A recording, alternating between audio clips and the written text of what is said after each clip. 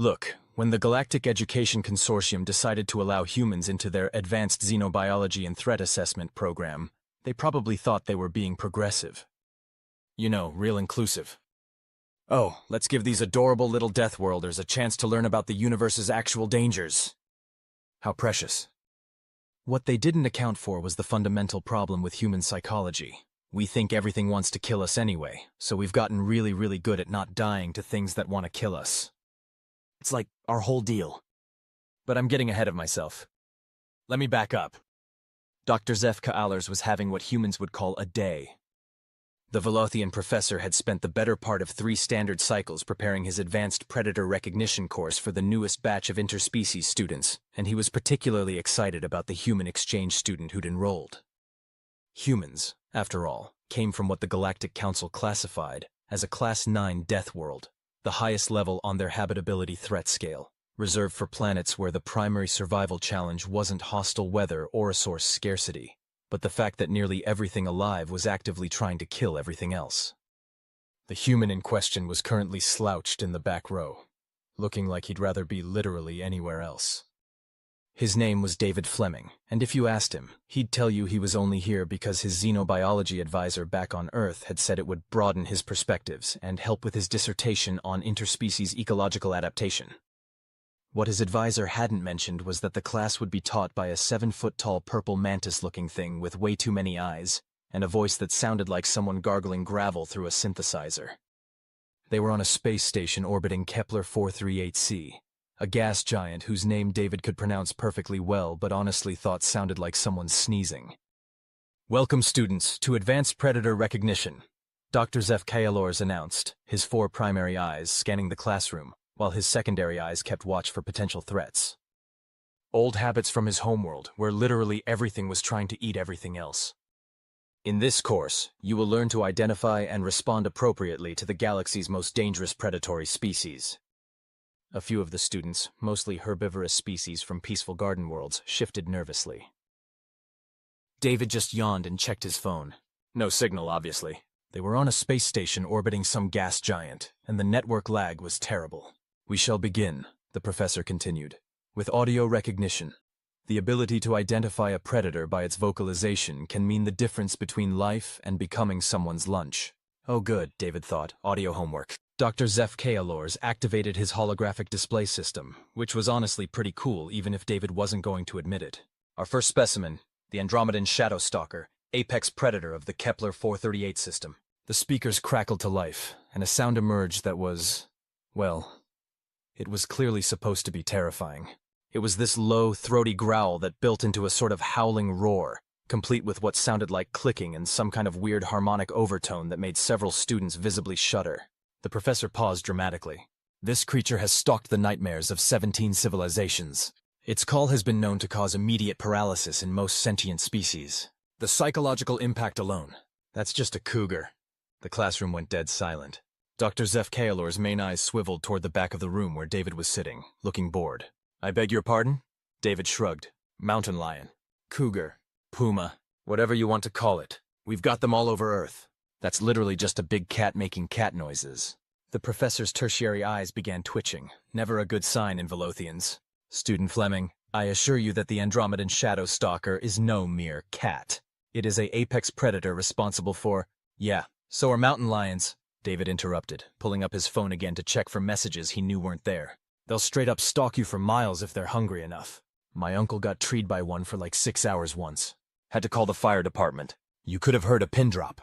Or in this case, you could have heard the soft clicking sound that a particularly anxious-looking Kethvian student in the second row was making. A nervous tick common to their species. Dr. Zefka composed himself with the patience of someone who'd dealt with difficult students before, though probably not quite like this. "Very well, perhaps the next specimen will be more educational." He queued up the next audio file. This time, it was a series of sharp, rapid barks followed by what could only be described as maniacal laughter echoing across some alien landscape. "The Zephyrian Bone Gnawer," the professor announced with grave solemnity. "Pack hunters known for their distinctive calls that have driven many explorers to madness. The psychological warfare aspect of their hunting strategy is considered among the most sophisticated in the known galaxy." David snorted. "Dude, those are just hyenas." "Excuse me? Hyenas. We've got them in Africa. They literally laugh like that. It's not psychological warfare, it's just how they communicate. My girlfriend did a research project on them in college. David paused, reconsidering. Well, ex-girlfriend, but whatever, point stands. A Selthari student in the third row made a sound like a deflating balloon. Another student, David couldn't tell what species, but they looked kind of like a humanoid armadillo, was furiously taking notes with what appeared to be 6 different writing implements simultaneously. Dr. Zeph Kaelors was beginning to suspect this was going to be a very long semester. Student Fleming, he said, his voice taking on that particular tone that professors across the universe use when they're trying very hard not to lose their minds. Perhaps you could enlighten us as to why you seem so familiar with these Earth creatures that apparently resemble our galaxy's most feared predators. David looked up from his phone with the expression of someone who'd been asked to explain why water was wet. Because they live on our planet? Like, these aren't even the scary ones.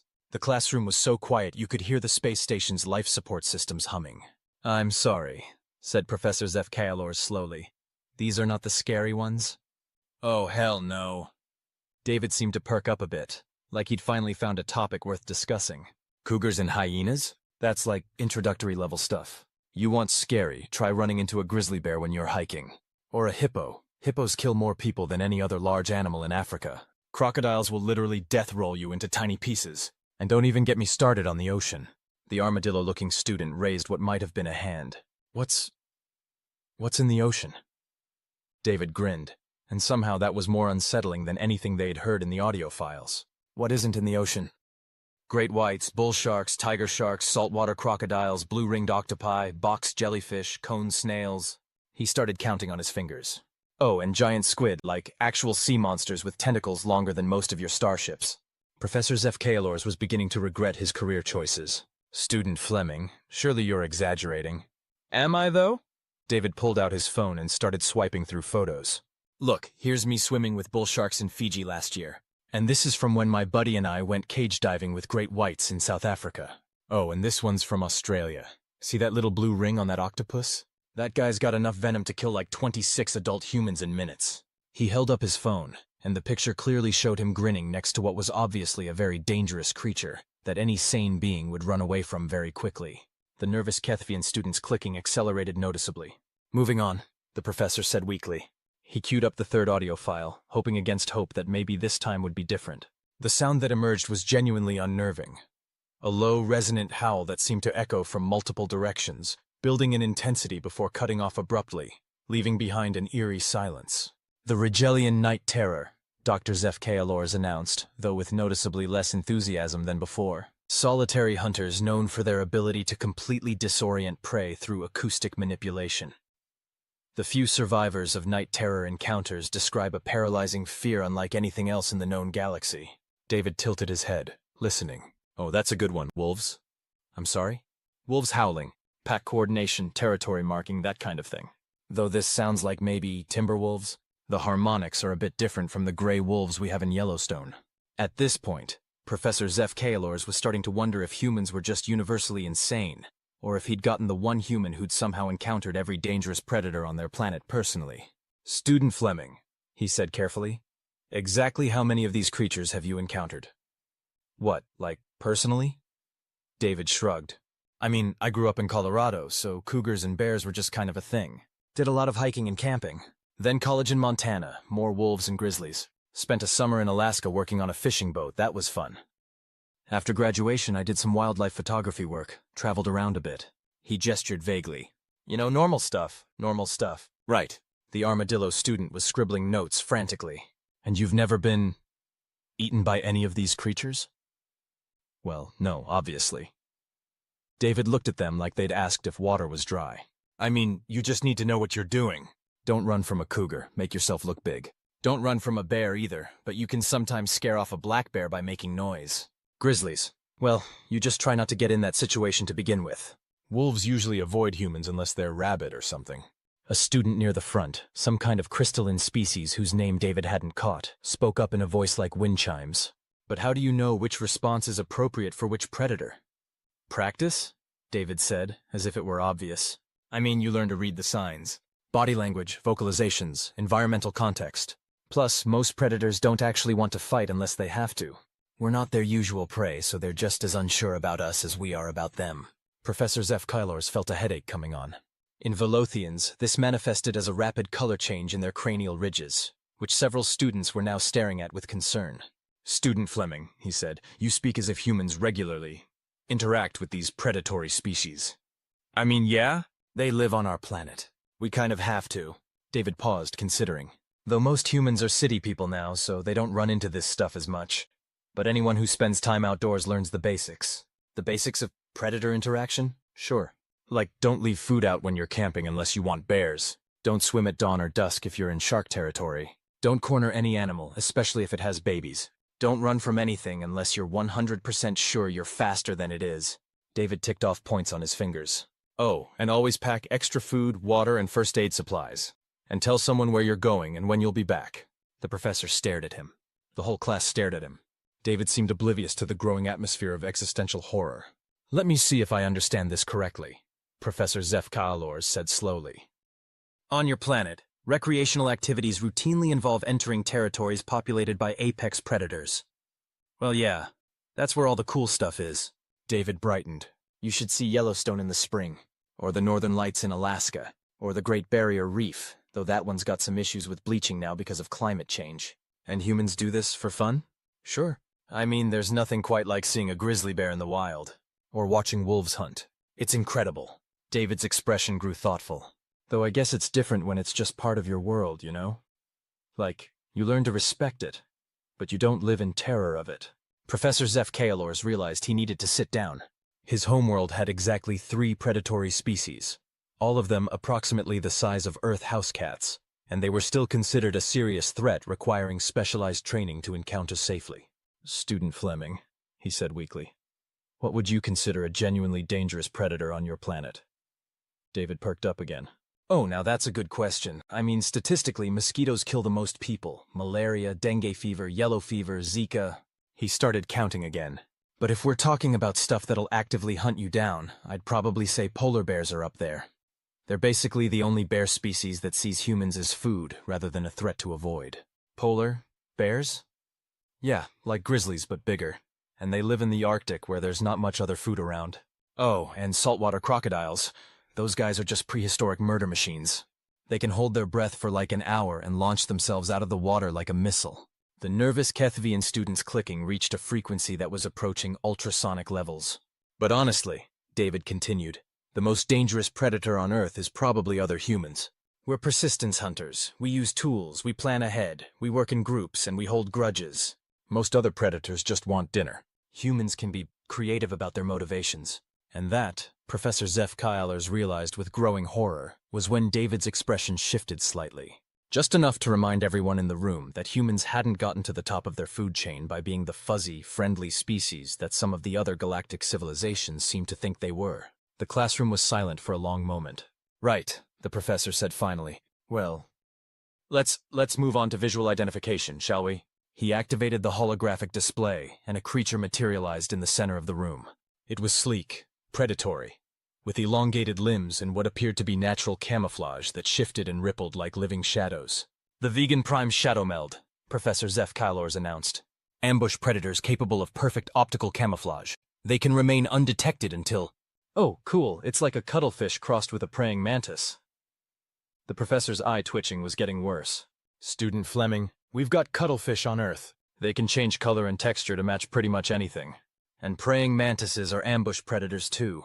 They'll sit motionless for hours waiting for something to get close enough, then strike faster than you can see. David studied the hologram with interest. This is actually really cool. The limb articulation is more advanced than Earth mantises, and the camouflage system looks way more sophisticated than cephalopods. You're not terrified? Terrified? Nah, this is fascinating. I'd love to see how the camouflage mechanism works at the cellular level. Is it chromatophores like Earth cephalopods or something else entirely? Professor Zeph Kylors looked around the classroom. Half his students appeared to be in various states of shock. The other half were frantically taking notes on whatever David said, as if his casual commentary contained the secrets to survival in a hostile universe. Which he was beginning to suspect it did. Student Fleming, he said carefully. On your planet, when creatures like this are encountered, what is the typical response? Depends on the context, David said. still studying the hologram. If it's in its natural habitat and I'm just observing, I'd try to stay downwind and keep my distance. Most ambush predators have specific trigger ranges. If I accidentally got too close, I'd back away slowly without making direct eye contact or sudden movements. And if it attacked? David's grin was sharp. Well, then we'd find out how good its camouflage is against someone who knows how to look for movement patterns and heat signatures. The armadillo student spoke up nervously. Heat signatures? Sure. Camouflage is great for visible light, but unless it's also masking its thermal output, you can still spot the heat signature if you know what to look for. Plus, perfect camouflage only works from specific angles. Move around and you'll start to see the edges where it doesn't quite match the background. Professor Zefkailors was quiet for a long moment, processing this. Student Fleming, you speak as if predator-prey relationships are a sort of ongoing technological arms race. I mean, they kind of are? David looked confused by the question. Predators evolve better hunting strategies. Prey evolves better escape and detection mechanisms. Predators adapt to counter the new defenses. Prey develops new countermeasures. It's been going on for millions of years. And humans participate in this arms race? We won it, David said simply. I mean, we're still in it with bacteria and viruses and stuff, but for macro predators, we figured out tools and cooperation and planning, and that was pretty much game over for anything that wanted to eat us. The crystalline student chimed softly, but surely there are predators on your world that humans still fear. David considered this. Fear? Not really. Respect, definitely. Avoid when possible, sure. But fear? He shrugged. Fear is what prey feels. We stopped being prey a long time ago. And there it was. The thing that Professor Zefkailors had been trying to put his finger on since the class started. David wasn't reacting to these predators the way prey species reacted to predators. He was reacting the way apex predators reacted to potential competition, with interest, assessment, and the quiet confidence that came from knowing you were very good at staying alive. Let's try something different, the professor said, activating another hologram. This one was massive, easily the size of a small starship, with rows of crystalline teeth and bioluminescent lures dangling from its head. The Centauri Deep Lurker, he announced. The largest predator ever catalogued. It inhabits the deepest ocean trenches of... Oh, that's like an anglerfish. Look at those lures. David was practically bouncing in his seat now. We've got similar deep-sea predators on Earth. The bioluminescence is for attracting prey in the abyssal zone where there's no sunlight, right? Yes, but Student Fleming, this creature is over 300 meters long. Okay, so it's a big anglerfish. We've got blue whales that are almost that big, and they're filter feeders. Size isn't really the issue in deep ocean predation. It's more about energy efficiency and prey availability. David studied the hologram thoughtfully. I'm betting this guy is actually pretty sluggish most of the time. Has to be, to maintain that body mass in a nutrient-poor environment. Professor Zefkailors felt something inside his mind break just a little bit. Student Fleming, this creature has destroyed entire research vessels. Yeah, that makes sense. If you're that big and something small and noisy shows up in your territory, you're going to investigate. And if it's making vibrations that register as potential prey... David shrugged. I mean, it's not malicious, it's just doing what it evolved to do. And what would you do if you encountered such a creature? Honestly, probably try to get some good photos before getting the hell out of there. David grinned. But I'd want to study the bioluminescent patterns first. That kind of deep-sea adaptation is fascinating from an evolutionary biology perspective. At this point, several students were staring at David with expressions ranging from fascination to existential dread. The armadillo student had started taking notes in what looked like 3 different languages. Even the crystalline student's usual wind chime voice had taken on a more urgent tone. A trembling Zelthari student raised an appendage. Student Fleming. Are all humans like you? Like what? So, casual about predatory encounters? David thought about it. I guess it depends on what you mean by casual. Most humans aren't as into the outdoors as I am, but yeah, we're generally pretty practical about predators. You learn what works, you prepare for contingencies, and you don't let fear make your decisions for you. But surely, the crystalline student chimed, there must be something on your world that genuinely terrifies humans? David's expression grew thoughtful. You know what's really scary? Parasites. Brain parasites specifically. There's this fungus that can take over ant brains and control their behavior. And we've got parasitic wasps that lay eggs in other insects, and the larvae eat the host from the inside out while keeping it alive. The classroom collectively shuddered. Oh, and there's a parasite that gets into fish and eats their tongue, then replaces it with itself and lives in the fish's mouth. And don't get me started on what cordyceps fungi can do. Professor Zeph Kaelors held up a hand quickly. Perhaps we could return to more conventional predators? Sure, but that's kind of my point. The really scary stuff isn't the big obvious predators. It's the small things you can't see coming. Viruses, bacteria, prions, toxins. David ticked them off on his fingers. That's what actually keeps human scientists up at night. Prions, the armadillo student asked weakly. Misfolded proteins that can convert normal proteins into more misfolded proteins. Basically turning your brain into Swiss cheese. Mad cow disease. Creutzfeldt-Jakob disease, fatal familial insomnia. David noticed the looks he was getting. Sorry, is this too much detail? The professor decided to try a different approach. Student Fleming, let's say hypothetically that you encountered all of these predators we've discussed today in their natural habitats, one after another. What would be your survival strategy? David leaned back in his chair, considering. Well, first I'd want to know the mission parameters. Am I just trying to observe and document? Collect samples? Get through their territory to reach a specific destination? The strategy changes based on objectives. Let's say survival and escape. Okay.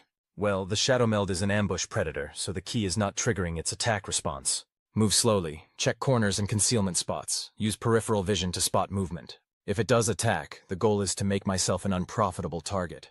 Fight back hard enough that it decides I'm more trouble than I'm worth. Professor Zeph Kaelors found himself taking notes. And the bone gnawer pack hunters? Pack hunters are tricky because they coordinate.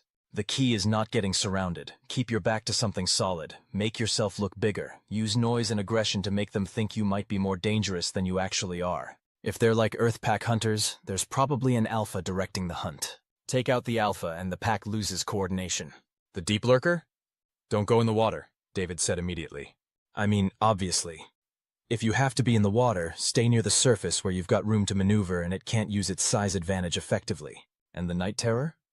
Acoustic disorientation means it's probably using echolocation or something similar. White noise generators, ultrasonic deterrence. Maybe just staying in areas with a lot of natural sound barriers. David paused. Though, honestly, the howling behavior suggests it might be more like wolves than we initially thought. Pack coordination rather than solo hunting. In which case, same strategy as the bone gnawers. Professor Zeph Kaelors stared at his notes.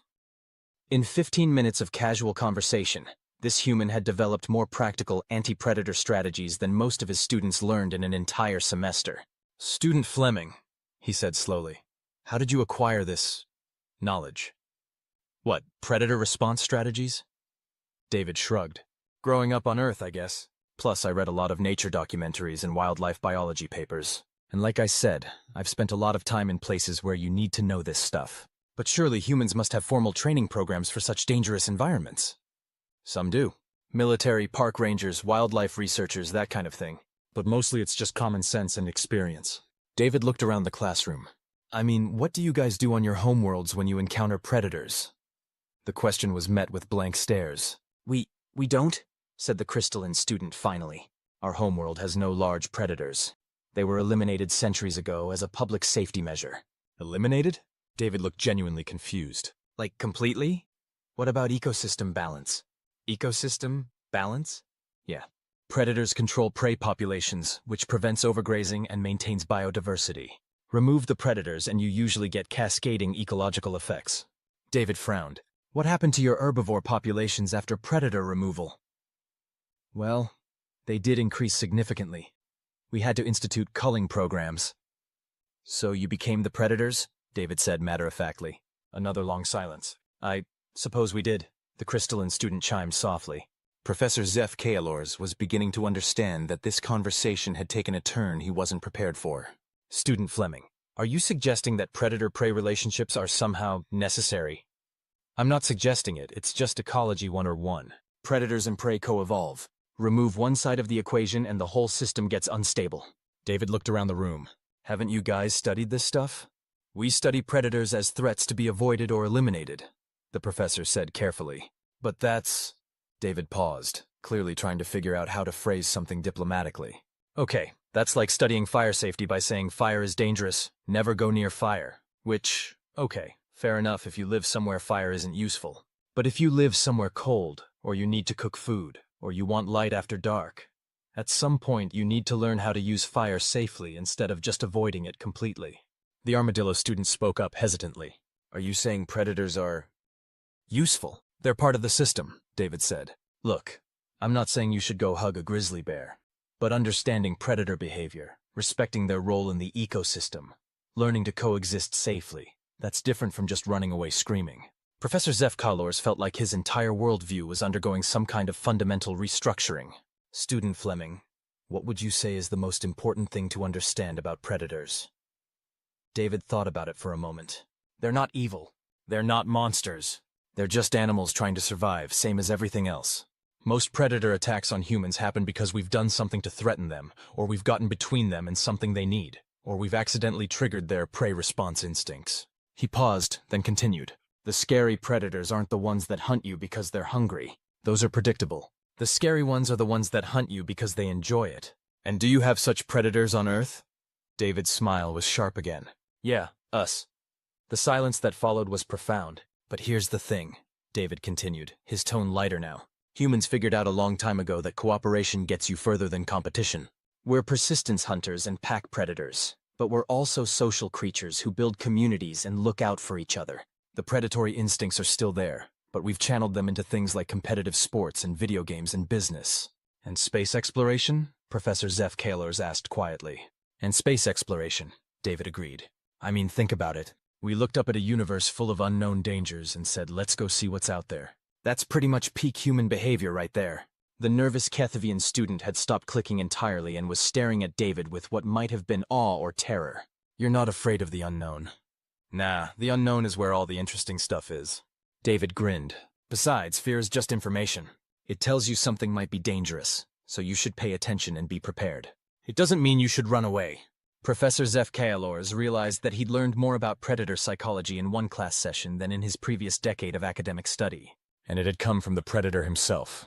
Student Fleming, he said, would you be interested in guest lecturing for some of our other classes? Sure, I guess. What kind of classes? Survival strategies, threat assessment, ecological balance. The professor's eyes were bright with academic excitement now. Crisis management. David looked around the classroom, taking in the fascinated and terrified expressions of his classmates. You know what? Yeah, I think that could be fun. But can we cover some of the cool stuff too? Like symbiotic relationships and adaptive evolution and biomimicry? Biomimicry? Yeah. Copying biological systems for technological applications, like studying shark skin to develop better swimming suits, or gecko feet for adhesives, or butterfly wings for structural engineering. David's enthusiasm was infectious. Nature's been solving engineering problems for millions of years. We just have to pay attention. And that, Professor Zeph Kalors realized, was the fundamental difference between humans and the rest of the galaxy. When faced with something dangerous, most species' first instinct was to run away or eliminate the threat. Humans looked at dangerous things and thought, I wonder how that works. Maybe we can use it. It was completely insane. It was also probably why they were out here exploring the galaxy, while most other species were still trying to make their homeworlds safe. Student Fleming, he said, I think this is going to be a very interesting semester. David grinned. Oh, definitely. Wait till you see my presentation on Earth's ocean predators. I've got some great footage of feeding behavior. Half the class looked like they were going to faint. The other half were leaning forward eagerly. Professor Zeph Kalors smiled, an expression that looked somewhat alarming on a Velathian but was genuinely pleased. Class dismissed. Next week, we'll be covering pack hunting strategies, with guest commentary from Student Fleming. As the students filed out, chattering excitedly in a dozen different languages and communication methods, the professor approached David. Student Fleming, may I ask you something? Sure. Earlier, you mentioned that the most dangerous predator on Earth was humans. Were you trying to intimidate the other students? David looked genuinely surprised. What? No, I was just being honest. Humans are apex predators, but that doesn't mean we go around eating people. It just means we're really good at not being eaten by other things. And the creative motivations comment? Oh, that. David scratched his head. Yeah, humans can be weird about violence. Most animals kill for food, territory, or self-defense. Humans sometimes kill for abstract reasons. Ideology, revenge, sport, curiosity. He paused. But mostly we channel those impulses into safer outlets now. Like I said, cooperation works better than competition for building civilizations. Professor Zeph Kalors nodded slowly. And you don't find that concerning? That we have the capacity for violence, or that we've mostly learned to control it? Both, I suppose. David shrugged. It's just part of being human. The capacity for violence keeps you alive in dangerous situations. The wisdom to use it only when necessary keeps you civilized. He started gathering his things. Besides, predator instincts aren't just about hunting. They're also about protecting your family, your community, your territory. Humans are really good at protecting things we care about. As David headed for the door, he paused and looked back. Professor? Thanks for not freaking out when I corrected you about the animal sounds. A lot of teachers get weird about that kind of thing. Student Fleming. Why do you think I didn't freak out, as you put it? David grinned. Because you're a teacher. Teachers like learning new things, even when it means admitting they were wrong about something. It's what makes you good at your job. After David left, Professor Zeph K. Alors stood alone in his classroom, contemplating the day's revelations. He'd designed this course to teach students how to avoid becoming prey. Instead, he'd ended up learning from a predator how to understand the relationship between hunter and hunted as part of a larger, more complex system. It was, he reflected, probably the most valuable lesson he'd learned in years. And if David Fleming was representative of his species, well, the galaxy was going to be a very interesting place once humans really started spreading out into it. He just hoped everyone else was ready. Epilogue. 8 months later. Professor Zeph K. Alors was reviewing applications for the next semester when his office door chimed. Enter, he called, not looking up from his work. Hey, Professor. He looked up to see David Fleming, but something was different. The human looked sharper somehow, more focused. There was a confidence in his bearing that hadn't been there before, and he was wearing what appeared to be a Galactic Survey Corps uniform. Student Fleming, how can I help you? Well, I wanted to thank you for recommending me for that extended research program with the Galactic Survey Corps. The 6-month field study was incredible. How did it go? David's grin was positively predatory. They offered me a permanent position. Professor Zeph K. Alors blinked several of his eyes in surprise. A permanent position? But you're still a student. Yeah, well, apparently there's a significant demand for someone who can look at hostile alien ecosystems and figure out how to work with them instead of against them. David dropped into the chair across from the professor's desk. Turns out, when you've spent your whole life coexisting with predators, adapting to new ones isn't that big a deal. What kind of work will you be doing? Officially, xenobiological consultant for First Contact Ecological Surveys. David's expression grew more serious. Unofficially? There are a lot of worlds out there that other species have written off as too dangerous for colonization or resource extraction. The Corps wants someone who can go in, assess the actual threat levels, and figure out sustainable interaction protocols. Professor Zeph K. Alors felt a familiar sensation. The mixture of pride and mild terror that had become associated with David Fleming's academic progress. And you're excited about this? Are you kidding? I get to study completely novel ecosystems, work with predator species that don't exist anywhere else in the galaxy, and help establish humanity's reputation as the species you call when you need someone to go poke dangerous things with a stick. David laughed. It's like someone designed a job specifically for me. Student Fleming, David, I have to ask, aren't you concerned about the risks? David's expression grew thoughtful. You know what I learned from that field study? The galaxy is full of species that are so afraid of predators, they've never learned to really look at them. They see teeth and claws and immediately think threat to be eliminated. But most of the time, those teeth and claws are just tools for survival. Same as any other biological adaptation. He leaned forward slightly. There was this one world, in the Kepler 438 system actually, that various trade federations had marked as a no-go zone because of something they called crystal spine devils. I spent 3 months there during my research program, studying what turned out to be defensive herbivores. And? Turns out they're basically armadillo-porcupine hybrids with crystalline quill structures. Yeah, they can be dangerous if you corner them or threaten their young, but mostly they're just defensive herbivores trying to protect themselves from actual predators. David shook his head. The previous survey teams lost people because they went in with weapons and aggression instead of observation and patience. But you succeeded? I spent 2 weeks just watching, learning their behavior patterns, figuring out their social structure, mapping their territory markers. David's grin returned. Once I understood what they were actually doing, it was easy to establish peaceful contact. Now the mining operations are being set up on the northern continent, while the crystal spine devils continue their lives completely undisturbed on the southern continent. Everybody wins. Professor Zeph K. Alors realized he was witnessing something historically significant. David, do you understand what you're describing? You're talking about fundamentally changing how the galaxy approaches hostile environments. I guess? I mean, it's just basic ecology and animal behavior. But yeah, I'm starting to realize that most species out here never had to develop those skills. David paused, considering.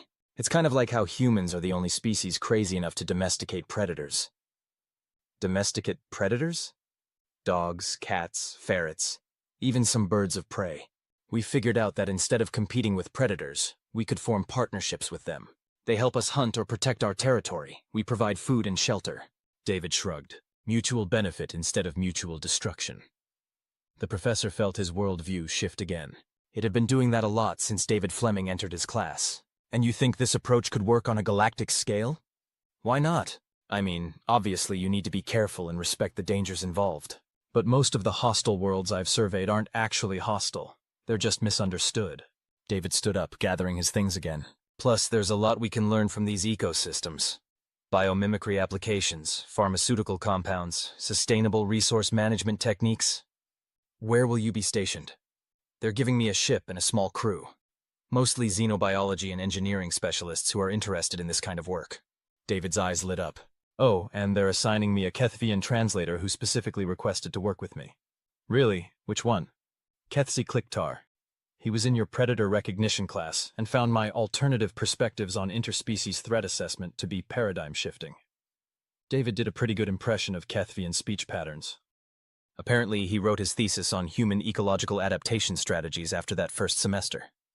Professor Zeph Kaelors remembered Kethzi, the nervous student who'd been making clicking sounds throughout David's first class. The idea of him voluntarily signing up to explore dangerous worlds with a human was, well, it was character development on a galactic scale. David, before you go, may I ask you something? Sure. Do you ever worry that you're too casual about danger? That your human perspective might lead you to underestimate genuine threats? David considered this seriously. That's actually a really good question. And yeah, I think about it a lot. Humans definitely have a tendency to think we can handle more than we actually can. He paused. But here's the thing. I'm not going out there alone, and I'm not going in unprepared. I've got a diverse team with different perspectives and expertise. I do extensive research before any fieldwork. I use every technological advantage available. And if you encounter something genuinely beyond your ability to handle. David's smile was sharp, but there was wisdom in it now. Then I retreat, regroup, and call for backup. Predators survive because they know when to fight and when to run. The key is making sure you're smart enough to tell the difference. As David headed for the door, he paused one more time. Oh, and Professor? I'm going to be sending back reports and sample data from all the worlds we survey. Would you be interested in incorporating some of that into your curriculum? Student Fleming, David, I would be honored. Cool. Fair warning, though. Some of the stuff we're going to encounter is probably going to make those audio files from the first day look like lullabies. After David left, Professor Zeph Kaelors sat quietly in his office, thinking about the conversation. When he'd first designed his predator recognition course, his goal had been simple: teach students to identify and avoid dangerous creatures. He'd never intended to launch a revolution in galactic ecological policy. But looking back, he supposed it made sense. Humans hadn't survived on a death world by avoiding predators. They'd survived by understanding them, adapting to them, and in some cases, becoming them. And now they were bringing that perspective to the rest of the galaxy. Professor Zeph Kaelors smiled. The expression was getting less alarming with practice, and began drafting a letter to the Galactic Education Consortium. If humans were going to change how the galaxy thought about predators, the least he could do was make sure everyone had access to the best possible education on the subject. After all, if David Fleming was any indication, the universe was about to become a much more interesting place. And Professor Zeph Kaelors, for the first time in his academic career, couldn't wait to see what his students would discover next. Final note. 12 months after David Fleming completed the Advanced Predator Recognition course, Professor Zeph Kaelors received a package from the Outer Rim territories. Inside was a collection of holographic recordings, biological samples, and a handwritten note.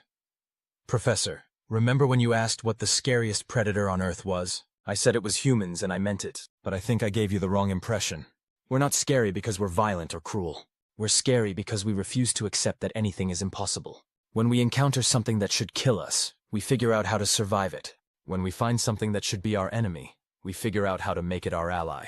The galaxy is full of impossible worlds and unstoppable predators, but impossible just means nobody's figured out how to do it yet. Thanks for teaching me that predators aren't monsters. They're just another kind of neighbor. Keep the recordings. I think your students will enjoy them. David P.S. The giant crystal spiders on Vega Prime make the most beautiful music when they hunt.